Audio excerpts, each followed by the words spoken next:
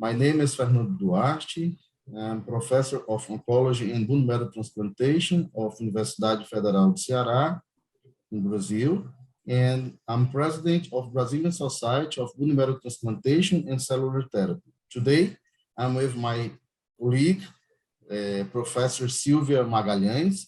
She is professor of hematology of Universidade Federal de Ceará, and she is going to be discussing with me about the importance of IPSS-R in the stratification and before bone marrow transplantation, the impact in the overall survival. The poster that we presented at the EBMT was about the importance of the IPSS-R in the transplant, before transplant.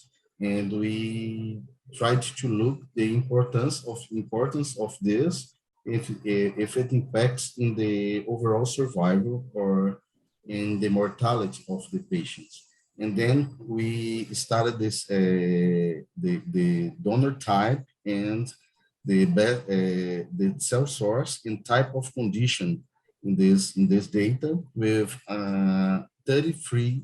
333 patients with MDS from the transplant hazards of 32 centers of Latin America that includes patients from Brazil, Uruguay, and Argentina.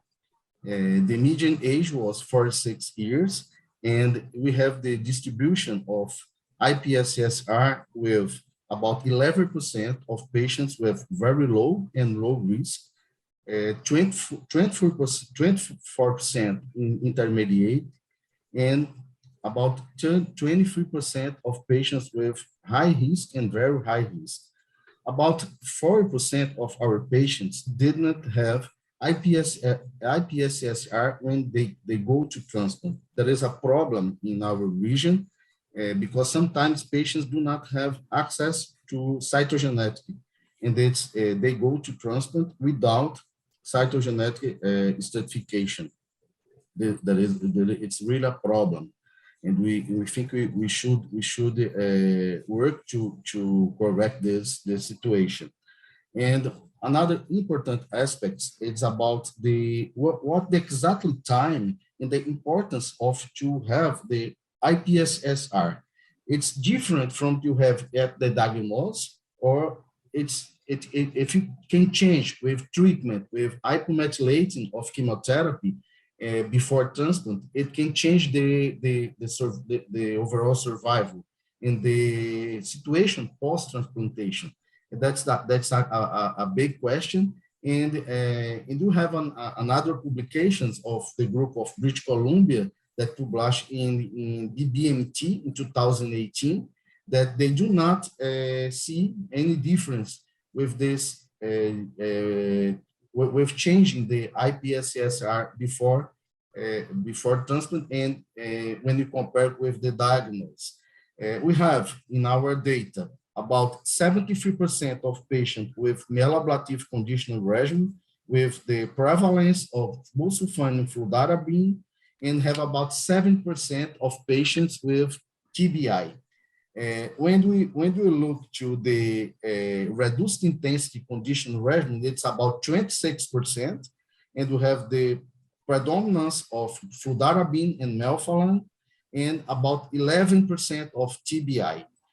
When you see the cell source specifically, there was a predominance of bone marrow when we compare with peripheral blood and umbilical cord, but you have about 44% of peripheral blood.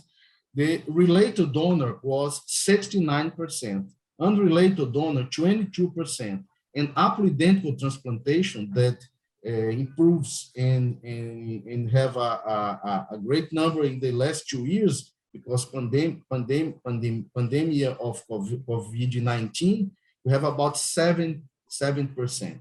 The frequency of death was 39%, and you think that it's almost the same of there are other data from the other groups. The possibility of do the haploidentical transplantation is very important for us, and then we look for the survival there is a difference that is favor from haploidentical transplantation as an option, of course, for these patients now.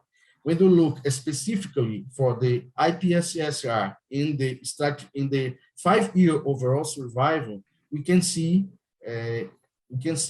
clear difference with the survival when you compare the low risk and very high risk. That's we have low risk 55% of overall survival in 5 years, when we compare to very high risk with 16%. Then we think that the correlation with overall survival with our IPSS-R it's a great possibility in the countries, specifically in the countries that don't have access to the mutations. But of course, we can discuss this, and we can see the best possibility of treat these patients with the exact stratification. And thank you for this possibility of to show our heritage and our results in Latin America. Thank you, Fernando. I have to congratulate you for this great work, especially because I think the huge work you had in this multi-center study and is of practical, from the practical point of view, is of most importance. I'd like to ask you something for you to comment. I was surprised with your median age. The patient was quite young. You told us that the median age was 46 years. Yes. Thank you so much, Silvia, for your considerations. 46 in our region, we have a really age more patients with age different from the other data from Europe and United States. Probably we have more patients that have exposure to pesticides, to solvents, and sometimes to secondary MDS that are exposure to chemotherapy and radiotherapy. We think that this reason maybe that's the reason why they are younger patients. And you told us about your IPSS-R were performed at diagnosis, and that about 40% of patients did not have IPSS score, and the difficulty we have even to have karyotype analysis in our region. So it means this is a very important question and a very important concern in Latin America, especially in these patients in these regions that molecular analysis is not available. What about, I would like you to comment about the frequency of death in your cohort. You told us about 40% of death. Is this figure in line with other centers? No, it's completely different from centers from United States and in European. That's of course it's a thing that we have to discuss about this, because we cannot. I think when you offers and we discuss the eligibility to transplant of these patients, we should pay attention that the bone marrow transplantation, of course, is the only curative treatment now for these patients. But we know that if patients has low risk and don't have indication, it's not a good option. And then we have, of course, the exact stratification is very important for us, and we need to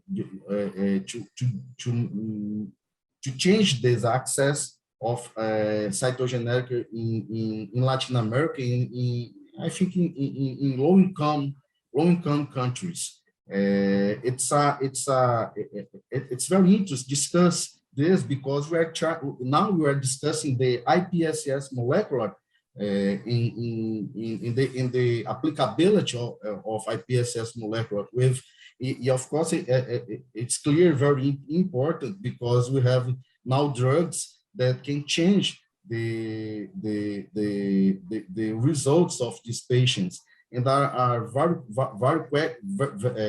questions that you have about the possibility of venetoclax to change this, or monoclonal antibodies, or IPR 246, something like this that can change the results, and what you can, in which exactly point the bone marrow transplantation is going to be in the future with this new access to the molecular. But what countries that will have this access? That's in Latin America. That's a very important discussion, and I think you have to do this to try to improve the access to cytogenetics. It's the first step that you have to do now, in my opinion. Yes, and especially because the most recent and huge prognostic scoring system proposed, they were done with a very express number of genes. So it's impossible for us to start. We'll have to start with a very small panel. It's a very important information you are bringing us with your study. So do you agree that in conclusion, we know your cohort is still very heterogeneous, even in Latin America, although it's very heterogeneous, but you showed us that the IPSS-R certification is still a useful prognostic tool in transplant, especially in our centers who do not have molecular analysis. Thank you, Silvia, for your observations and comments. I think we have to continue using IPSS-R and at this moment, and try to improve this application in our region, to better treat these patients and to better understand what happened, not only with at the diagnosis, but in the post-transplant evolution of this patient, discussing about the IP methylating transplant associated with another drugs like venetoclax and like monoclonal antibodies. Thank you so much for your comments. Thank you.